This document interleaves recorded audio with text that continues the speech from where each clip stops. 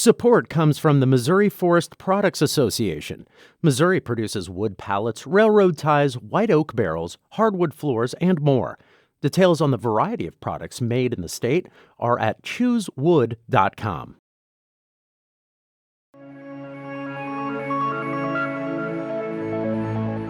Does the good outweigh the bad?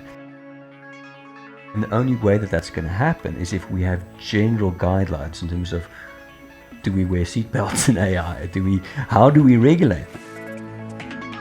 We have over 600 cameras in the city of St. Louis. We've spent up to $100K a pop on different surveillance technologies, $4 million in the past 3 years.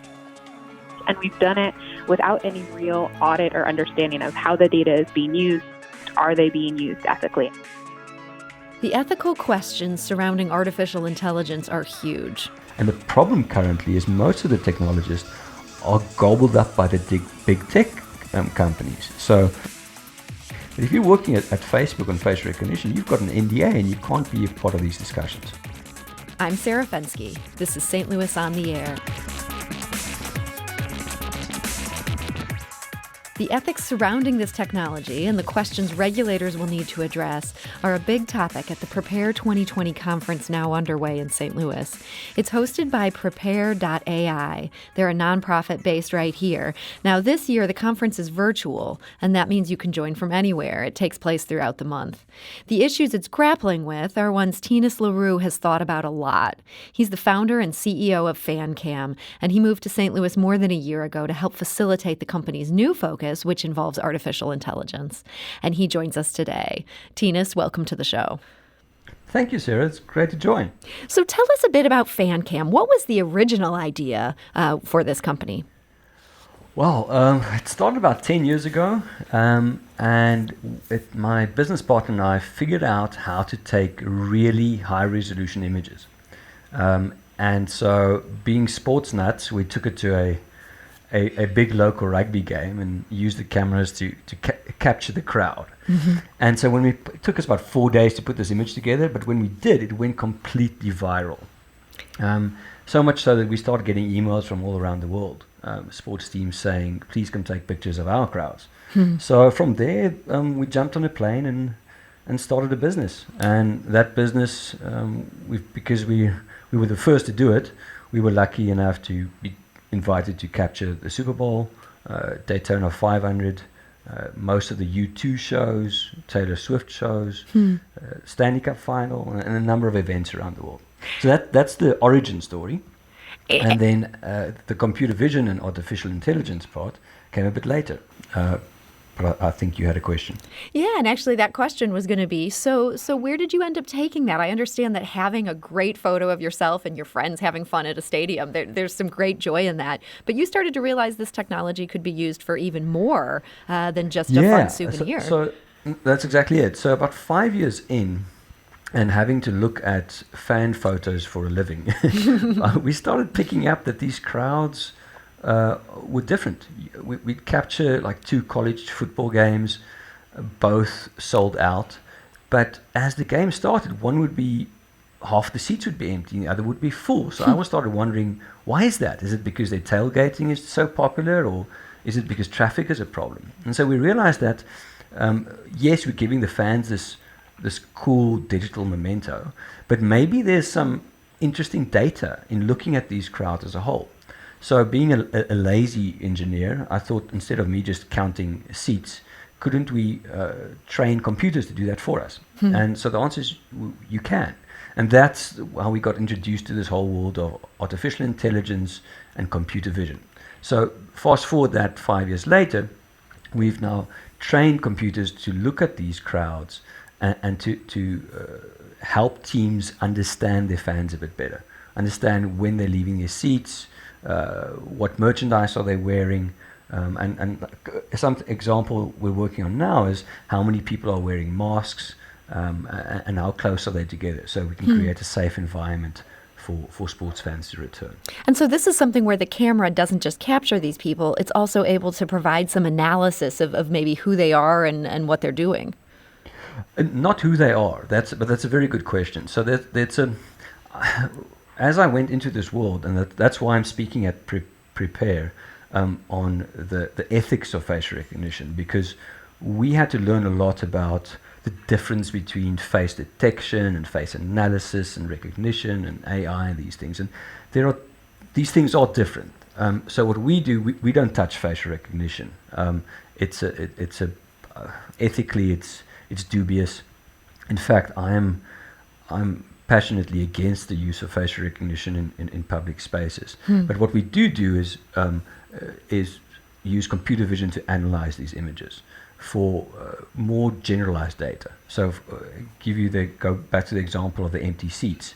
That is something that doesn't require facial recognition. It's actually object recognition. What we do there is we actually count the empty seats more so than analyze the faces. But you can go further. You can train computers to say, well, tell me not just how many fans are in the building, but what's the male-female distribution? Because teams want to know that. They want to know if their efforts to reach female fans are actually effective. So you don't care that Sara Fensky, am in the crowd. Why would anybody care about that? The team might be interested, though, in my demographics. It might allow them to market the advertising in the stadium to me better, or it might allow them to figure out why I keep leaving my seat. A middle-aged woman is bored, something like that. Or she's in the sun, or whatever, or she's always joined by other women of her age, or she's bringing a family member, stats like that. The teams want to create a place that fans enjoy. And so if the team thinks that the average age is 55, they're going to play the wrong music because the crowd's age may be 25. So it's things like that. But the technology itself can't identify you. It's also, even if they could, Google knows you're there and Apple knows you're there. There really isn't any business model in trying to identify fans. Yeah, that does make sense. And as Tina said, I don't want to forget to mention this Prepare conference. They're going to be going more in depth on this issue. They have a panel about social impact and ethical implications involving artificial intelligence. That is on Wednesday, October 28th. They also have a session coming up on October 21st that focuses on AI at work and at home. You can find more information about that conference on our website. That's stlpublicradio.org. And I also want to introduce a second voice into our conversation today. She's somebody who has some thoughts on this subject, both on the possibilities here and some of the peril that can come with it, as Tinus will be discussing on his panel in a couple weeks. And Sara Baker is the policy director of the ACLU of Missouri. Sara, welcome back to the show. Thanks, Sarah. Great to be here. So some of this technology, I mean, it seems amazing, like the fact that the Cardinals could now have a sense of, yes, our fans are precisely 52% male and 48% female, or vice versa. That seems like something that's useful for the Cardinals to know. Where does it cross the line into something where it begins to give you some qualms? Yeah, I think Tina alluded to this a bit earlier. It's when those ethical implications come into play, and particularly when they collide with constitutional obligations and the right to privacy that we have in our country.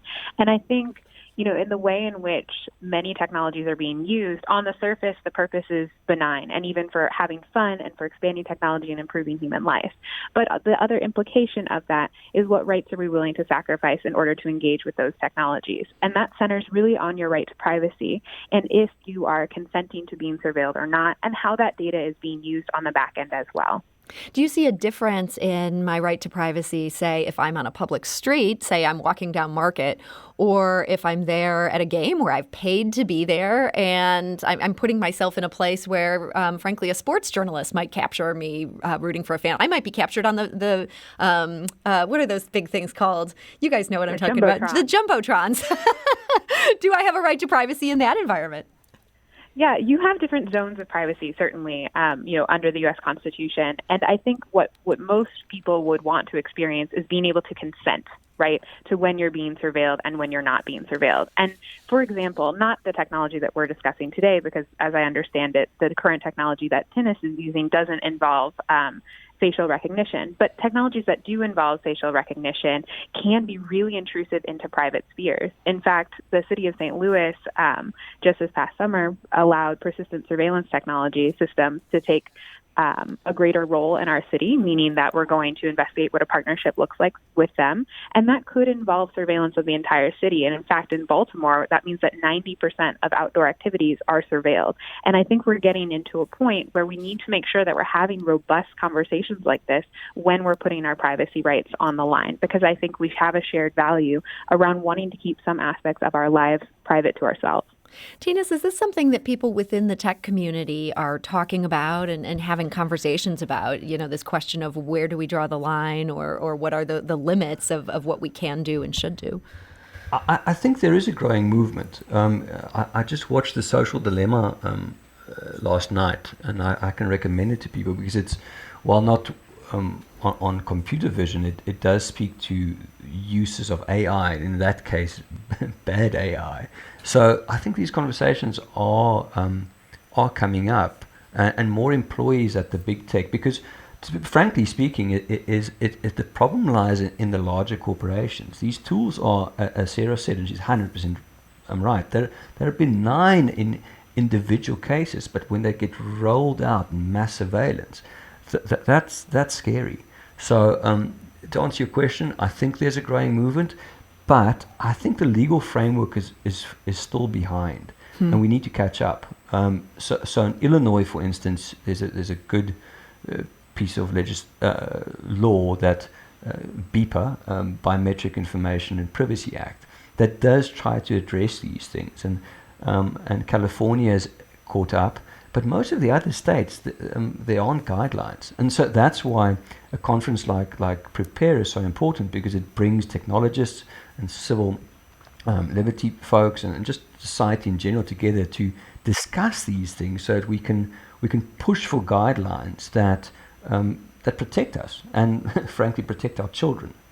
Sara, do you see anything afoot, either in St. Louis or in Missouri, that would try to get a handle on some of these issues from a regulation standpoint?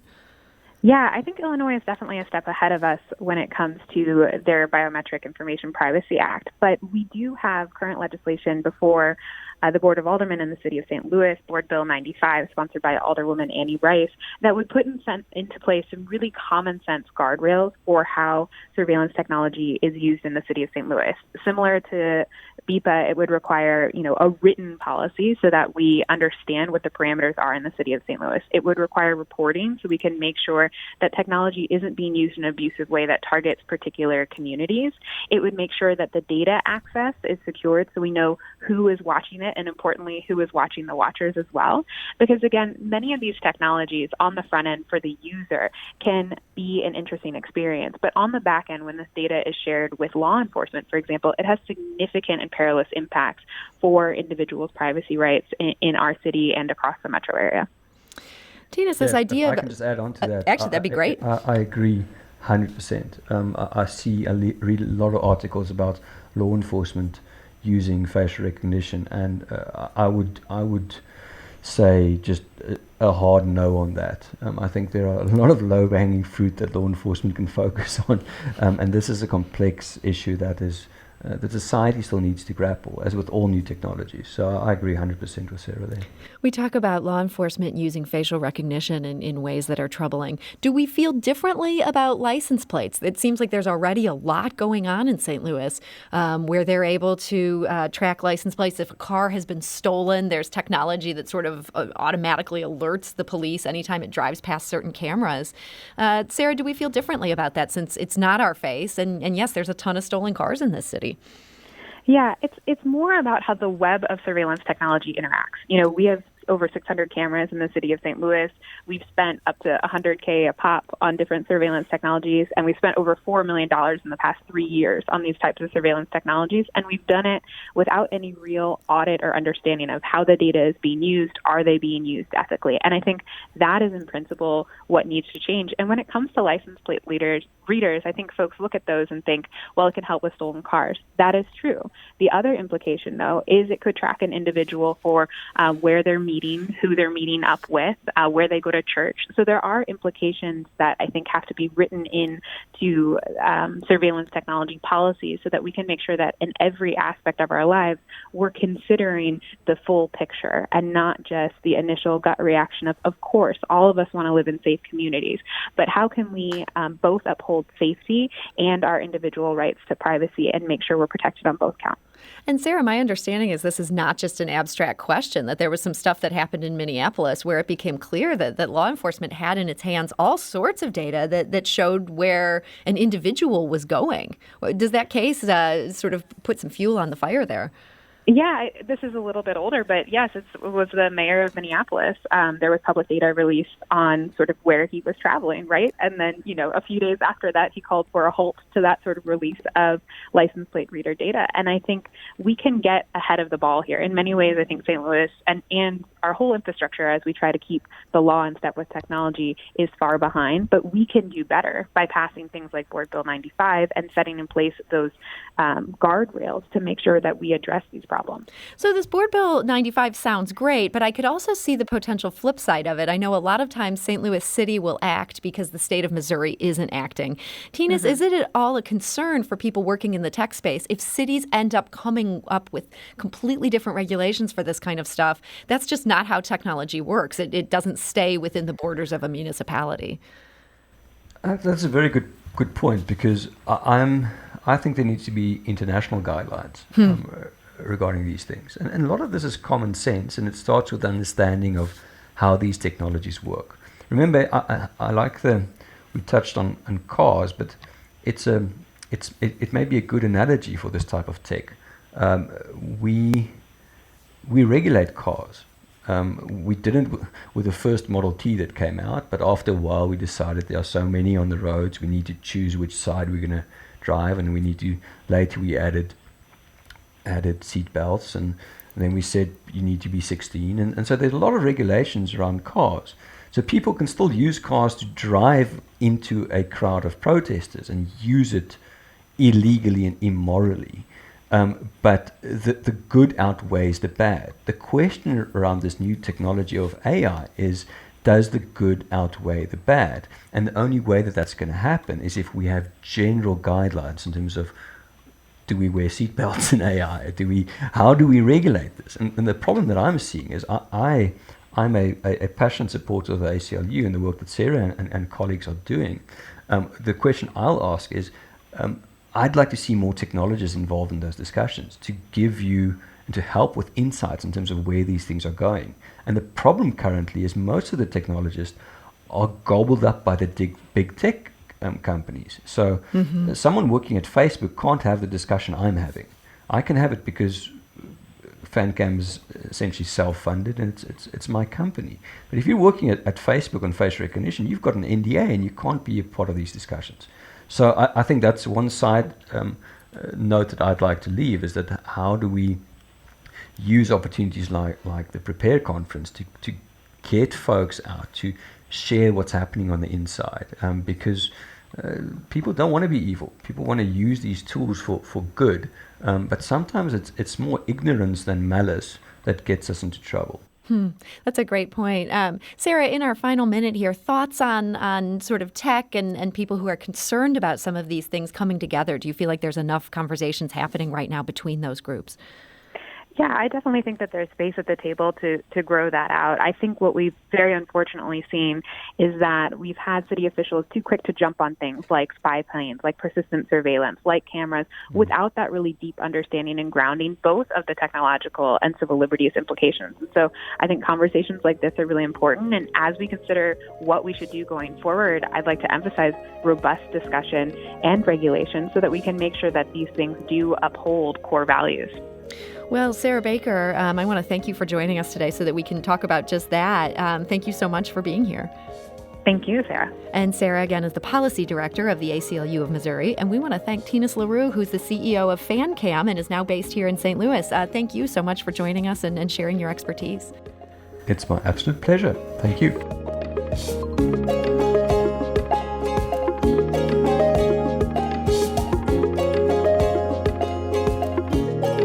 Is listening to an episode of St. Louis on the Air part of your daily routine? If so, suggest us to a friend you think might enjoy our conversations, and leave us a review and rating on Apple Podcasts on the App Store. It's the simplest way to help new people discover our show. Thank you.